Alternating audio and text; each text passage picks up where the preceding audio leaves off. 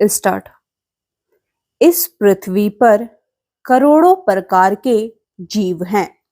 उनमें से मनुष्य को छोड़कर सभी जीवों का जीवन केवल दो धुरी के बीच घूमता है। एक है जन्म, दूसरा मृत्यु। इसके बीच उनके जीवन की कोई उपलब्धि नहीं होती है। लेकिन मनुष्य जीवन थोड़ा अलग होता है। मनुष्य के जीवन में जन्म के साथ सिर्फ शरीर का विकास नहीं होता है, बल्कि उनकी बुद्धि और विवेक का भी विकास होता है। मनुष्य के बुद्धि विवेक के साथ जो उन्हें प्राकृतिक रूप से मिलती है, विशिष्ट होने की भूख या इच्छा। दरअसल जीत हार को लेकर हमारे मानस का विकास ही इस तरह किया गया है कि कोई भी हारना नहीं चाहता है। हर किसी की यही इच्छा होती है कि उनकी जीत ही तय हो। सभी सफल ही होना चाहते हैं, क्योंकि सफलता का मानदंड जीत को ही तय किया गया है। हार को जीत के रास्ते के तौर पर भी नहीं स्वीकार किया जाता है, बल्कि हारने वाले को कमतर के रूप में आंका जाता है।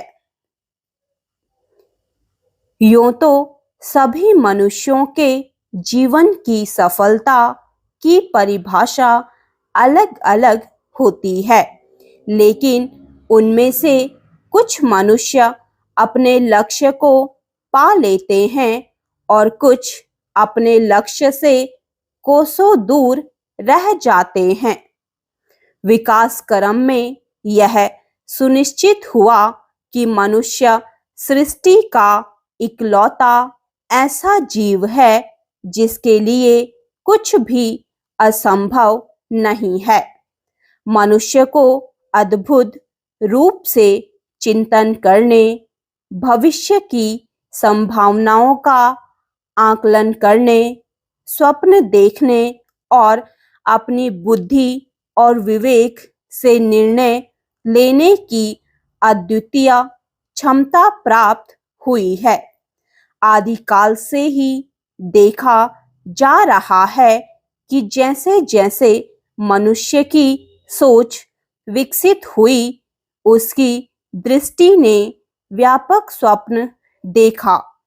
मनुष्य ने अपने सपने को साकार करने का प्रयास किया और उसे साकार भी किया। यह मनुष्य की अद्भुत क्षमता को दर्शाता है, मगर ऐसा कर पाना सभी लोगों के लिए संभव नहीं हो सका।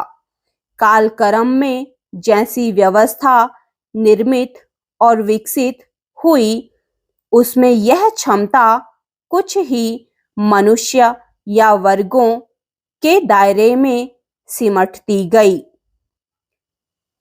इस क्रम में कुछ ही मनुष्य विशिष्ट बन पाते हैं। अब सवाल है कि क्या ऐसा होने के पीछे भाग्य की बड़ी भूमिका है? क्या यह जन्मजात ही तय होता है कि कौन कितना सफल होगा? क्या इसे लेकर उनकी नियति पहले से ही तय होती है, या विशिष्ट मनुष्य के अंदर कोई खास गुण होता है? क्या सफल होने की आदत को सीखा जा सकता है? क्या हार को जीत में बदला जा सकता है?